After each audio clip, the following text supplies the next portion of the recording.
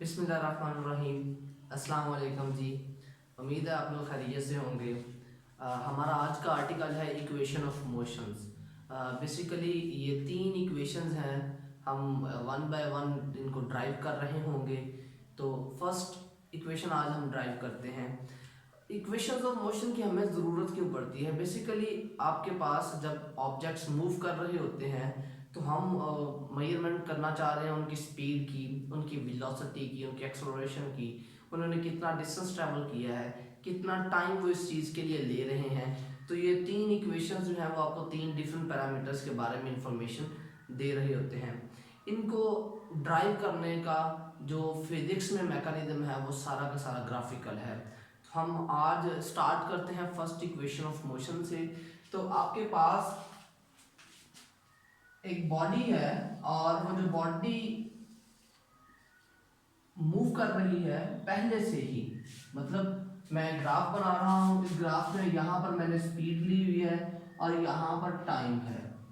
तो अगर तो मैं ग्राफ स्टार्ट करता हूँ यहाँ से, रेस्ट से, 0 पॉइंट से, इसका मतलब बॉडी अभी अभी स्टार्ट हुई है। लेकिन हम बॉडी को अभी से स्टार्ट नहीं कर रहे, हम कह रहे हैं कि बॉडी की कुछ ना कुछ इनिशियल वेलोसिटी है और यहाँ से बॉडी क्या करती है, यूनिफॉर्मली मूव करती है। एक स्ट्रेट लाइन मैंने रिप्रेजेंट की है, लेकिन मैं वेलोसिटी एक्सिस पर किसी ना किसी पॉइंट पर था, उस पॉइंट को हम कह देते हैं ए पॉइंट। तो यहाँ से बॉडी क्या करती है, एक यूनिफॉर्म जो उसकी स्पीड होती है उस स्पीड के साथ मूव करती रहती है। तो आपके पास ये इक्वेशन, इस लाइन को हमने सॉल्व करना है कि बॉडी अगर इसी तरह से, इसी पैटर्न से मूव करती रहे तो उसमें जो उसका फाइनल स्पीड क्या होगी, उसकी जो बॉडी की अगर इसी तरह पैटर्न से मूव कर रही है तो आप टाइम पुट करके किसी भी पर्टिकुलर टाइम पे उसकी स्पीड की वैल्यू मेजर कर सकते हैं। तो हम ये चूंकि लाइन इनफाइनाइट हो सकती है, बॉडी मूव कर रही है, हम यहीं पर लाइन को कट डाउन कर लेते हैं और यहाँ से आप क्या करते हैं जी, y एक्सिस, x एक्सिस पर एक परपेंडिकुलर ड्रॉ करते हैं। मैं सिर्फ इतनी मोशन को स्टडी कर रहा हूँ। Body initial velocity, some initial velocity से मूव करना शुरू करती है और करते करते वो क्या करती है, एक उसकी कोई फाइनल स्पीड आ जाती है। लेकिन फाइनल स्पीड जो है वो उसमें स्पीड में जो चेंज होगा वो हमेशा सेम रहेगा। मैंने जो लाइन कट की, लाइन कट करने के बाद मेरे पास एक एरिया बनता है जो कि उस लाइन और एक्स एक्सिस के दरमियान है और ये एरिया मेरे पास कोई भी मैथमेटिकल रेगुलर शेप नहीं है।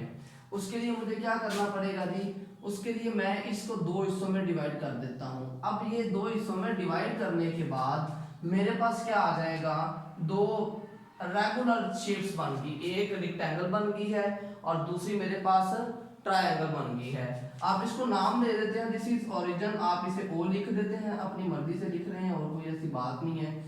उसके बाद ये पॉइंट ए आ गया, इसको हम बी कह देते हैं, this one is C and this one is D. मेरे पास ये जो डायग्राम है उस डायग्राम के मैंने तीन मुख्तलिफ नाम ले लिए हुए हैं। अब फर्स्ट इक्वेशन आपने सॉल्व करनी है, उससे पहले हमने जो जो एक्सप्लेनेशन दी हुई थी उन एक्सप्लेनेशन को आपने अंडरस्टैंड कर लिया। हमने ये कहा कि बॉडी जो है वो उसकी कुछ इनिशियल स्पीड है, वो पॉइंट ए से स्टार्ट करती है, पॉइंट बी पर चली जाती है। अब इसको लेबल कर लेते हैं। एक्स एक्सिस में चूंकि टाइम लिया हुआ है तो ओ से डी तक आपके पास टाइम होगा, ओ डी जो है that is equal to time, और ओ डी और ए सी दोनों चूंकि बराबर है लिहाजा ये भी टाइम के बराबर है।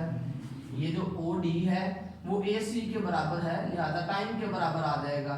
यहां से यहां तक ओ ए, ये मैंने आपको चूंकि स्टार्ट में बताया था कि this is initial velocity, body की कुछ ना कुछ वेलोसिटी है, ये आपके पास आ जाता है जी इनिशियल वेलोसिटी और यही आपके पास बराबर होगी सी डी के भी, क्योंकि जितना ओ ए है उतना ही आपके पास सी डी भी होगा।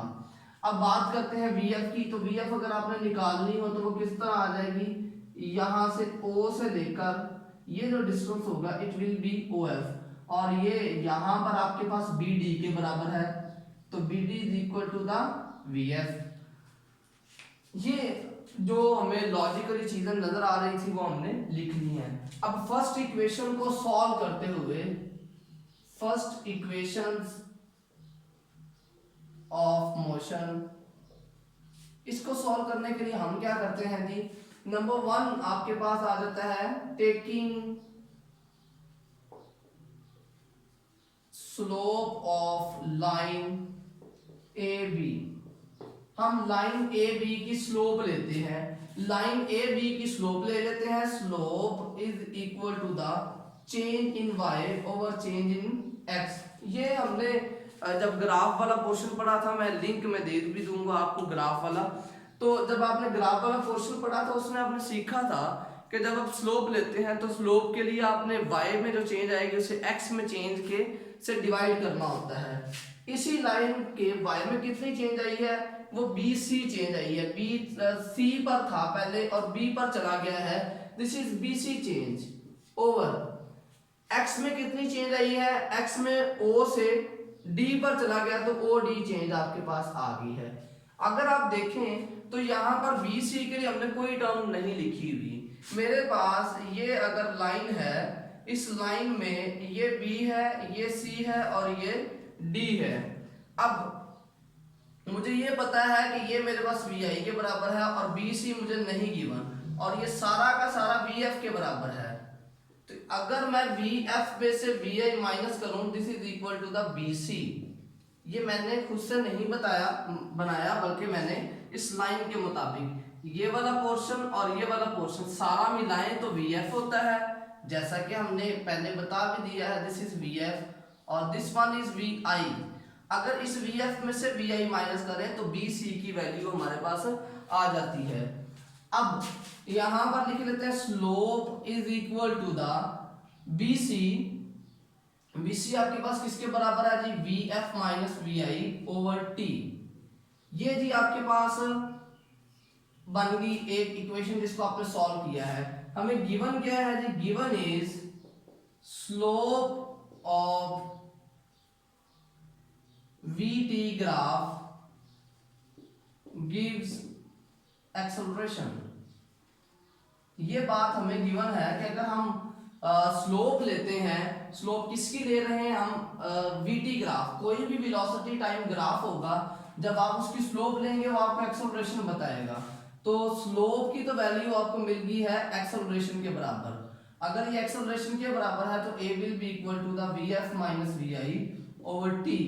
आप इसे रीअरेंज करें, रीअरेंज करने पे आपको क्या मिलेगा, AT is equal to the VF minus VI, और यहां से आपके पास जो सॉल्व करने पे रिजल्ट मिलेगा VF is equal to VI plus AT।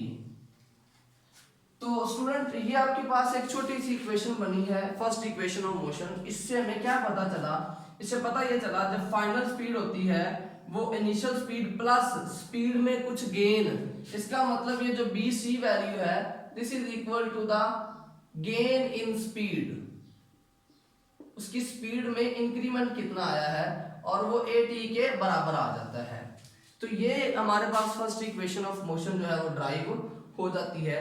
मेरा ख्याल है जी आप लोगों ने इस लेक्चर को कंप्लीटली जो है वो एंजॉय किया होगा।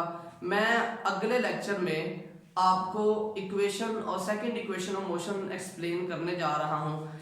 अभी ही वो एक्सप्लेन करूंगा लेकिन लेक्चर पोर्शन सेपरेट होगा, उसमें ये ग्राफ जो है ये बिल्कुल एज इट इज ही ड्रॉ होगा। अपना बहुत ज़्यादा ख्याल रखिएगा। अगली वीडियो में आप सेकंड इक्वेशन ऑफ मोशन को देख सकते हैं। अल्लाह हाफिज़।